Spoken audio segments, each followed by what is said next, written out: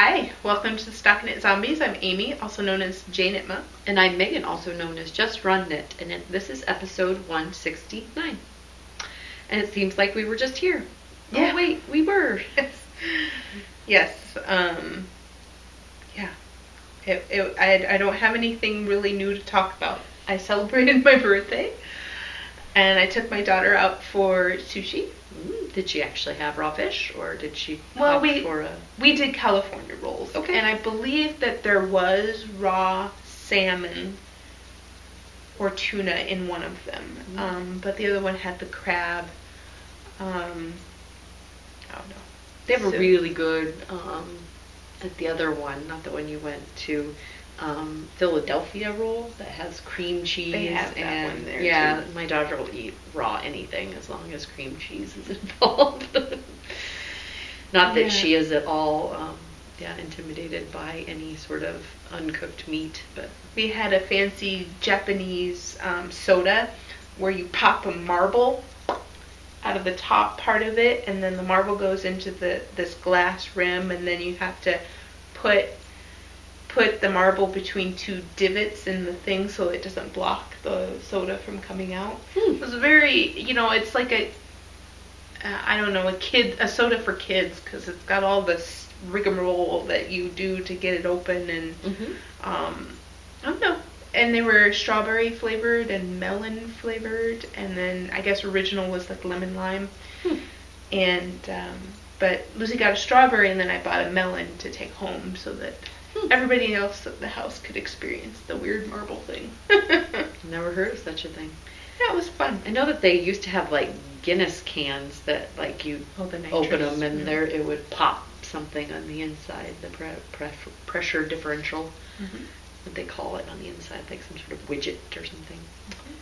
But yeah, not much to report here, just kind of a stereotypical weekend after a vacation type thing, where you've got a metric ton of laundry, and I did way more laundry on my birthday than I thought I would.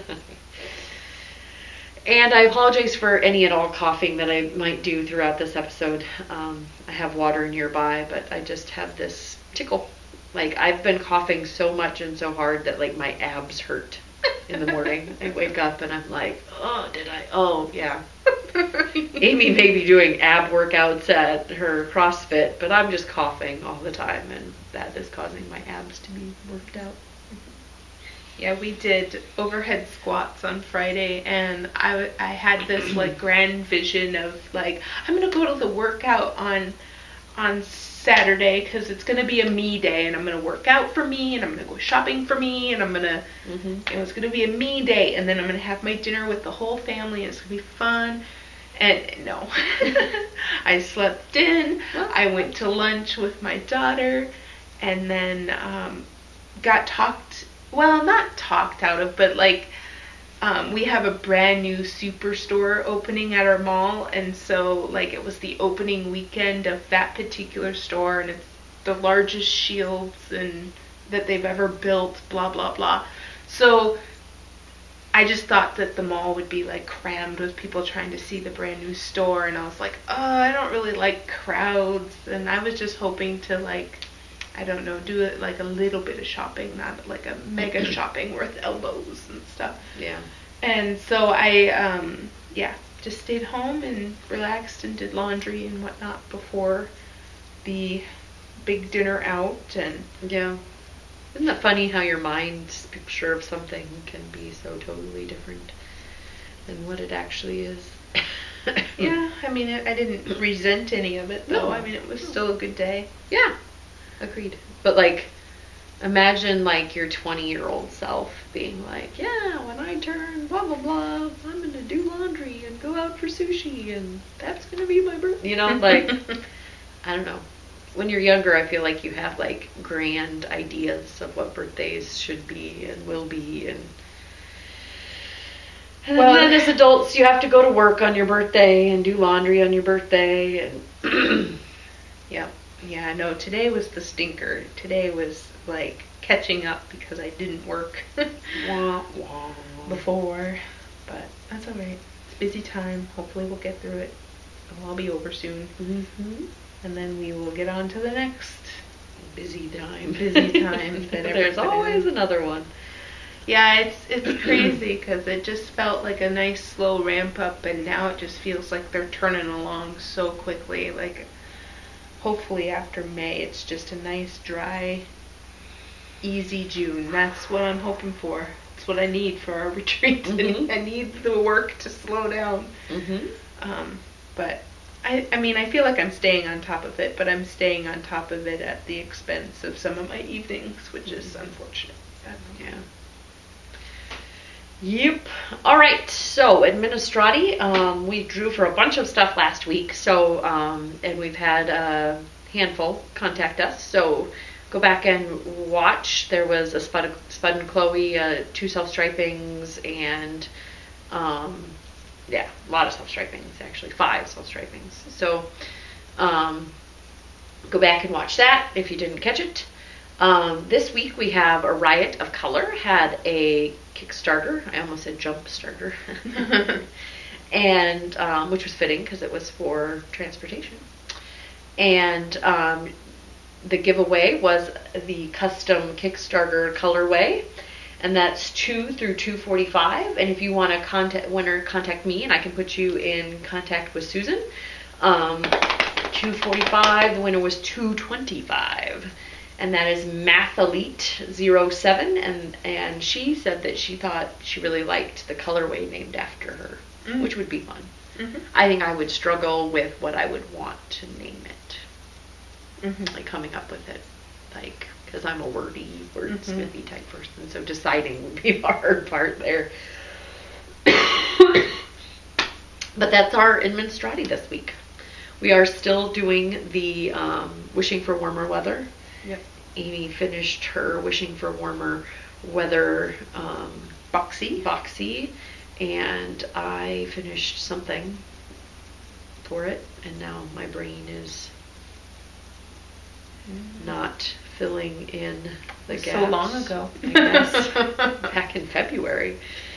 But this will also count because it's a linen blend, and I might end up doing it short sleeve, but that's getting into works in progress. So check out that KAL if you're knitting something that is summery, short sleeve tank top. There is still time. There is still time. So if you've got something on the needles, for sure. And finish her up before the end of April. Although it seems like we're really far along in April for some reason, for what it actually is. Like, it's almost mid-April already. And I'm like, what? It's the beginning of April, right? Yeah, everything flew by, but right now it feels like that's because of work. And one of our deadlines is the 16th, and then there's another one in May. So I'm just, the next month is just gonna be bazoo. Yeah, pedal to the metal, as it were. All right, finished objects? Or do you have any more administrative? No. Okay. Administrated. So I knew that we were focusing on getting back on track, so we would be recording shortly after having just recorded. So I focused on miniatures. Oh, little minis. So I have a lot of miniatures. Whoa. And some of these might have been done before. I just haven't shared them yet. And then I also focused on finishing my Purple Heart Spindle's first spin. So this is Hobbledehoy Batlings, and I bought them at ZK last year. Okay. From Marigold Jen's booth. They will be back this year. Yeah. And I love this gradient color that's coming on.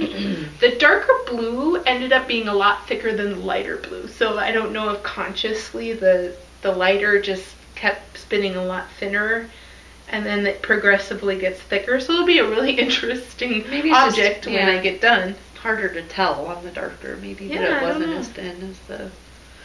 Which one did you start out on? The blue, the light blue, the very light blue was at the very first part of the spin. And I don't know if I just consciously tried to get thicker. I know that I was trying to let it do what it wanted, and so maybe those darker ones had a little bit more rough and a little bit more thickness to them, and they did what they wanted, a little bit thicker than the light blue. Yeah, I have another bat gradient like this that I did that was the superhero or X-Men one, and it's very reminiscent of that for me, except this is all in one palette and the other ones had a color change. Yeah. But I still it was 8 little tiny balls that kind of matched, so I put 4 over here and 4 over here, and applied them up, and they seem to match up pretty good. So that's, again, the first spin on my first Bosworth spindle. From Rhinebeck? No, the Rhinebeck one has ponies on it, and I have not gotten those off yet. Not even the first singles yet. So I did work on it the other day, and I think that now that this is done, it'll go pretty zoom, because I was giving like everything equal time, and then when you do that, nothing feels like it gets done. Yep. So then I had single leftovers that I applied against themselves, and that's this darker, so that can go on the edge of whatever I make if I need it to. Pretty, yeah. Super excited for that to be off the needles, or off the spindle, I should say. On the needles. Yes. Eventually. Oh, look at the little hearts. So I have a lot of little hearts. I have my hand spun socks that I finished. I made a little heart, and then some dancing dog dye work. Oops. I think this is a holiday colorway. For any new viewers, we set back to make it more conversational. Yeah. Not necessarily to make it easier for us to hold things up. Yeah, and you're probably not going to see these little things, but those are the hearts. And then this is a hat. Oh, little girl. And I kind of did it in like pump up the volume-ish, you know?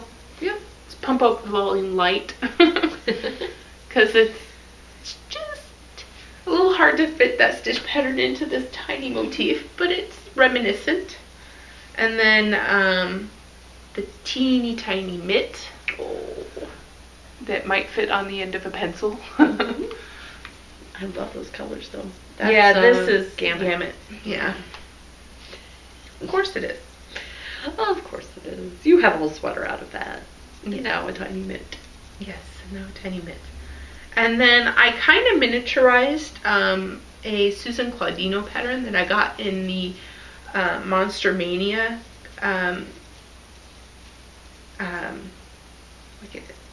club, yeah. So I got it was a whale pattern, and it's wasabi whale. And so this is my tiny wasabi whale. And it was just me playing around with making him tiny, because I was making him in sock yarn, but you'll see him in works in progress. You're gonna have quite the menagerie. Are you gonna trade all of those at ZK, or? Probably. Cool. They're going into a thing, like a little container thing, and it's starting to stack up, but it feels overwhelming, right? Like, I think if I counted them, I'd be underwhelmed by the number, right? You're like, oh, it looks like so many, and then if I got them out and I went, it'd probably be like 30. That's still quite a bit. Yeah, I mean, it's but 30 more than I've got. But 30 is still so not as many people as I know. You may not be able to trade with everyone. So how about, like, you know that the first 30 people are going to get something, so you better hit me up quick. And then everybody else will be like, I'm sorry. Yeah. I won't be able to knit during the retreat. I know that. I've never been able to knit during the retreat. I mean, not significantly. Like, I think I've gotten like this much of a sock done before. But we're just so busy.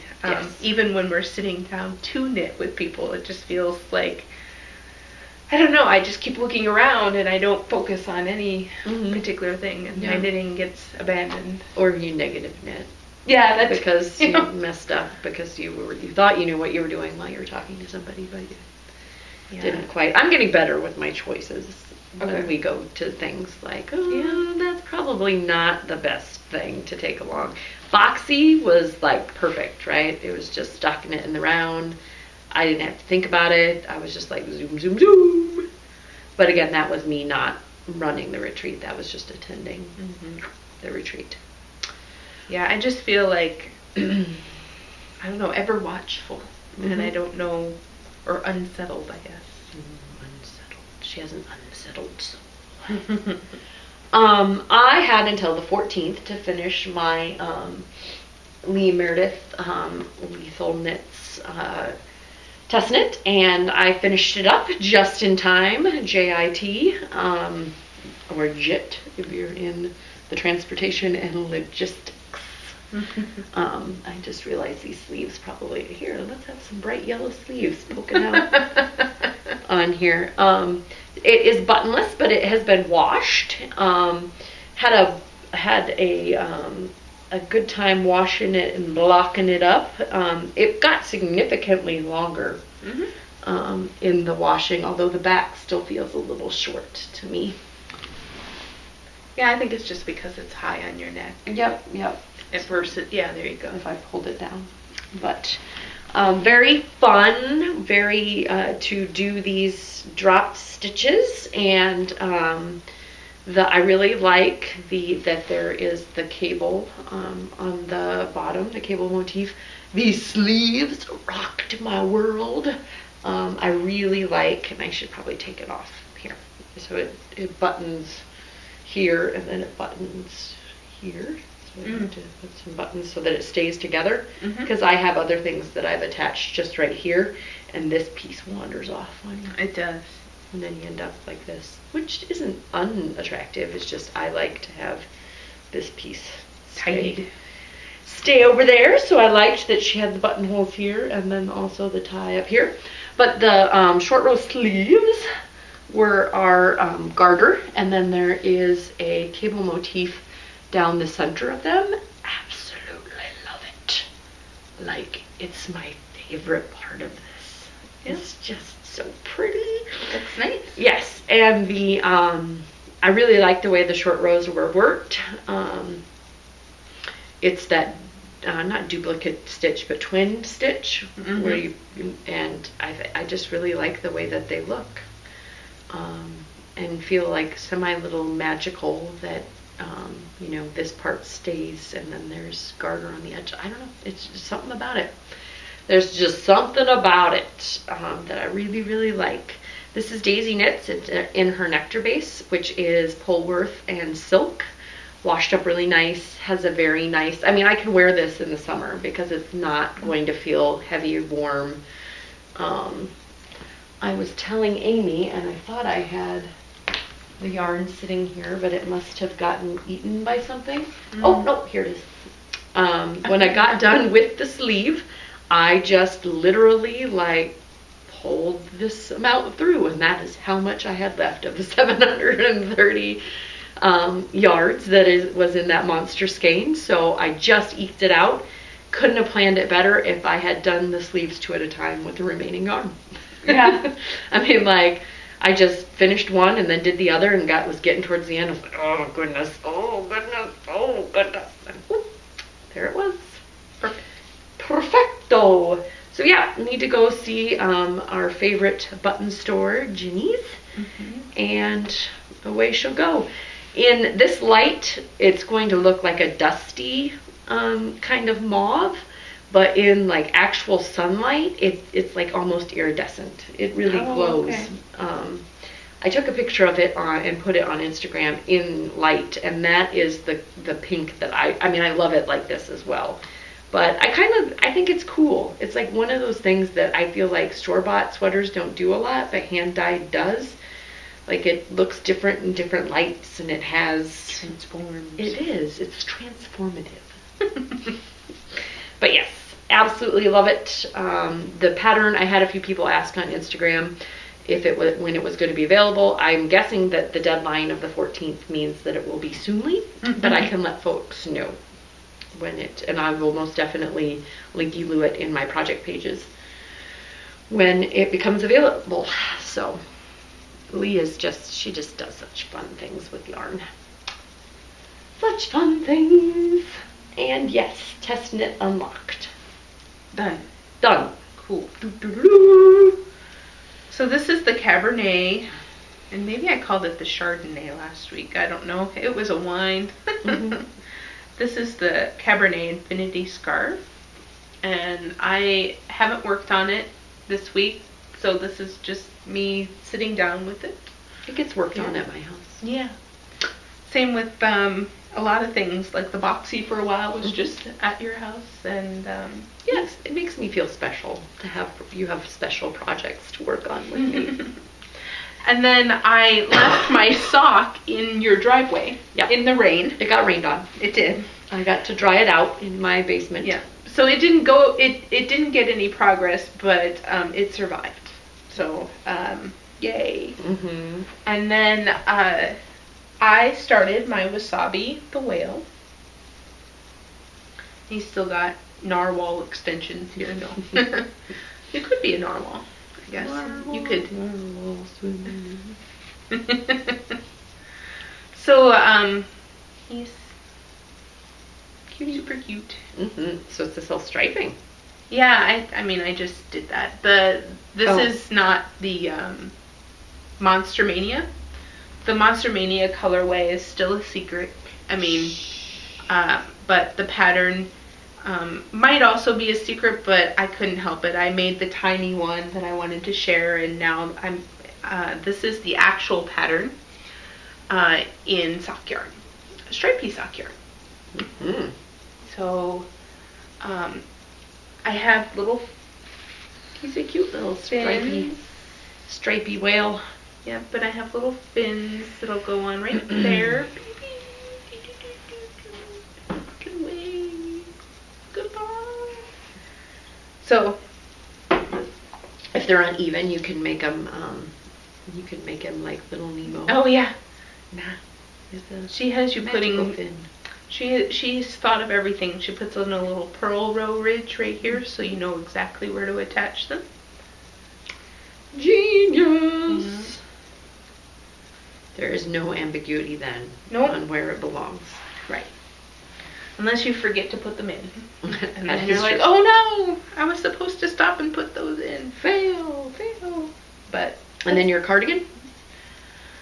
No. No cardigan. None of that got worked on. No cardiganization? Nope. None of that got worked on. I spent a lot of time finishing up the singles and plying this, and then focused on miniatures. And like I said, I've been working a lot, so not much else gets done. Okie doke. I had naked needles. Oh my. Yeah, it was like, what? I need to get something on the needles. They're naked. So I skeined up, or balled up, the Huckleberry knits that Amy's cat finds ever so tasty. It's a BFL and nylon blend, and I posted it on Instagram, and it was super pretty. And then I was knitting it up, and you just couldn't see the pattern. I don't know if it was the variegation or the darkness of the yarn, or maybe the combination of the two, but it just wasn't showing up. So I switched to this, but I kind of put the cart before the horse there. I'm knitting the Peaceful Pullover. It's in the Date Night collection by Maria Yarley, and Elegant Economy collection. And yeah, so I was hopeful that the pop of the garter cabling motif would shine through, but I got through like the first set of little crisscrossies down here at the bottom, and I just wasn't seeing it. And I was like, So I got this Astrid Gray, Madeline Tosh. I have almost bought that colorway about 100 times. Dandelion, which is 325 yards. That's 2 of the skeins. It's 90% superwash merino, 10% fine linen.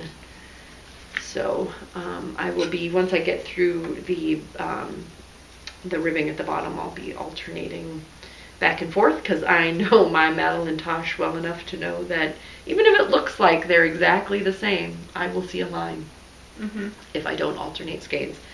The ribbing doesn't bother me as much if the body looks a little bit different, so I'm kind of being lazy on the ribbing. But yeah, that is that. My one and only work in progress. Yeah, I will say that I love that gray. I need to get some. It's been in my cart many a time. Astrid gray? Yeah. I haven't done it yet. I got it at the same time as I got the one that I made the mod out of. Thinking like, well, maybe if I, and to be honest with you, I've shied away from it. Like, it's, gray is just so not like inspiring to me. Corey's on the other side of the camera there going, I agree. Gray isn't the color. But I do like the gray things that I own and wear. So I think it's, if I, obviously if it's one of the few things that I'm working on, my motivation will be there. But as long as I can get motivated to knit it. I mean, I think some of the colors are what motivates me to knit something. Like, oh, I want to see that beautiful color, how it's going to come out. And this will be gray, but it'll be very pretty and very striking. You'll definitely see, you can already see the stuff popping. Yep.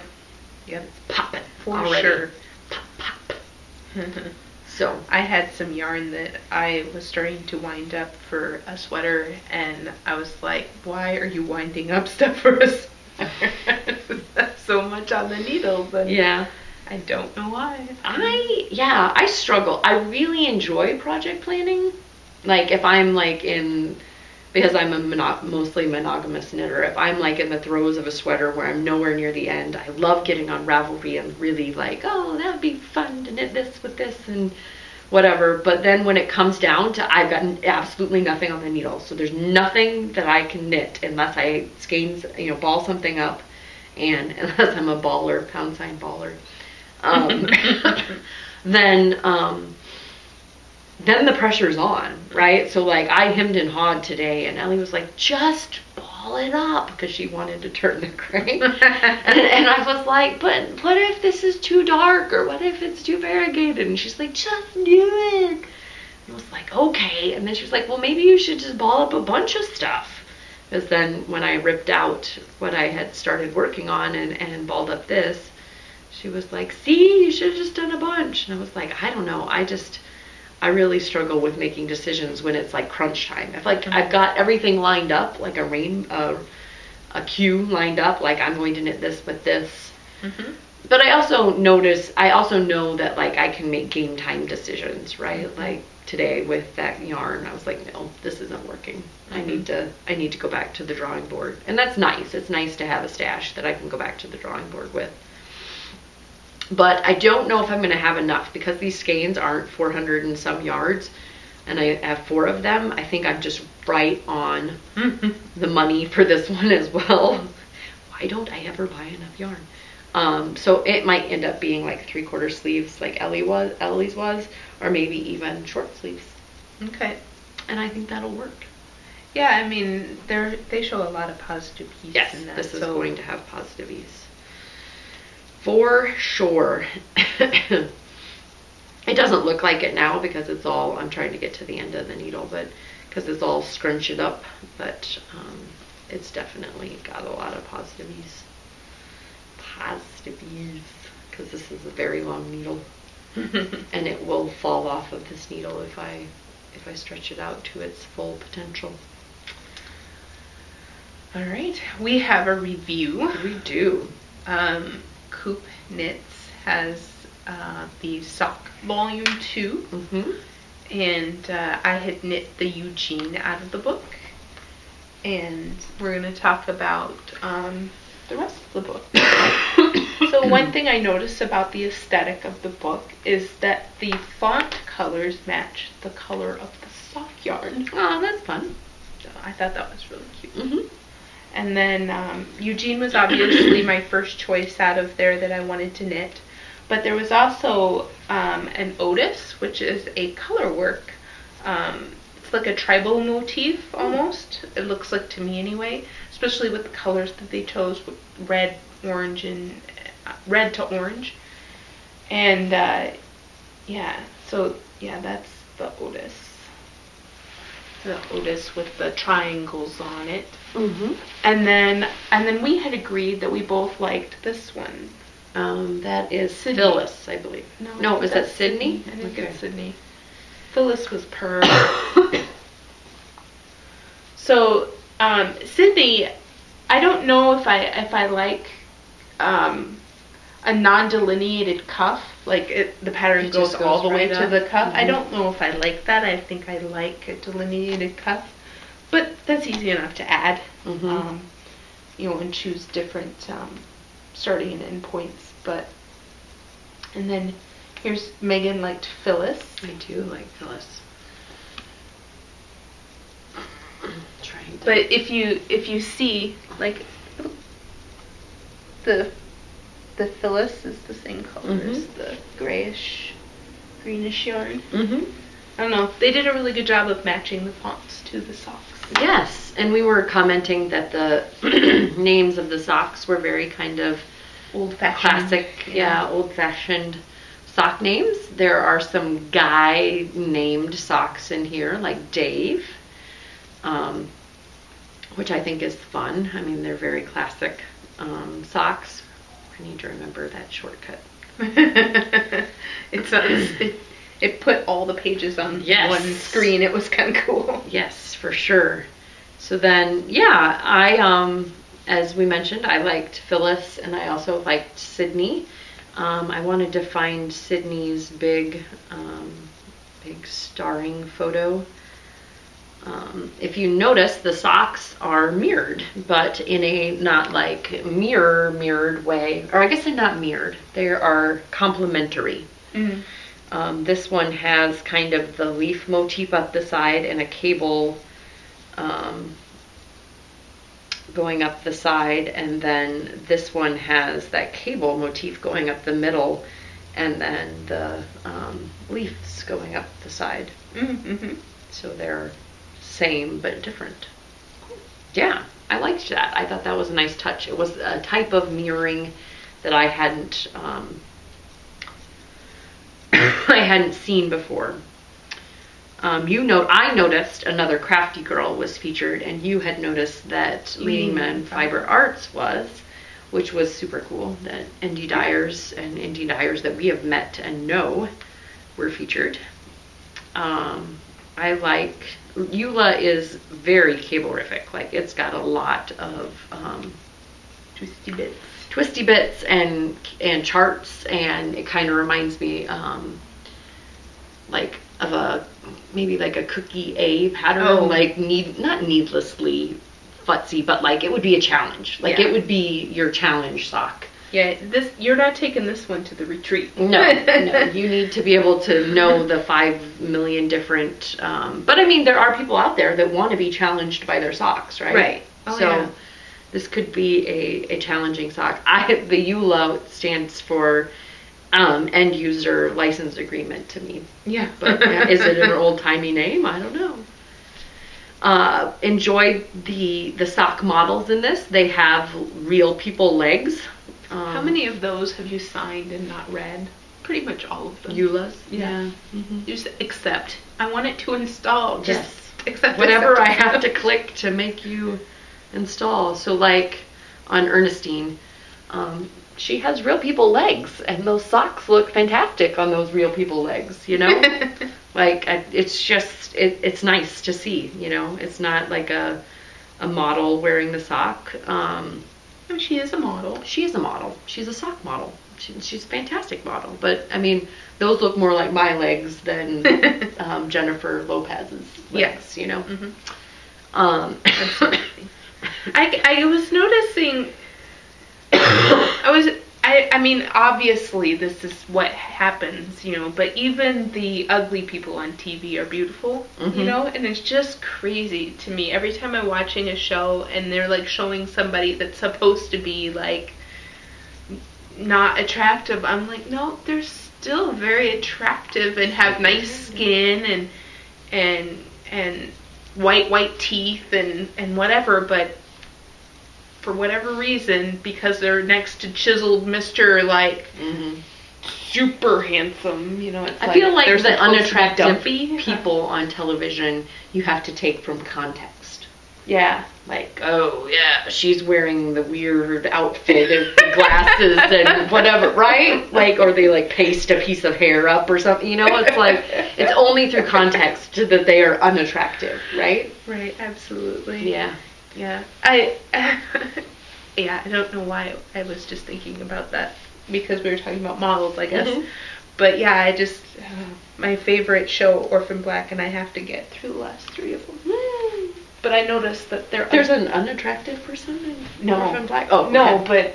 But the people that are supposedly unattractive are still attractive. Yeah, I gotta find a way to watch that when it comes back. There are a lot more real-looking people, I should say, in Orphan Black versus other programs, but yeah. I don't know. If you have not seen that actress deserves, like, all sorts of awards. Super talented.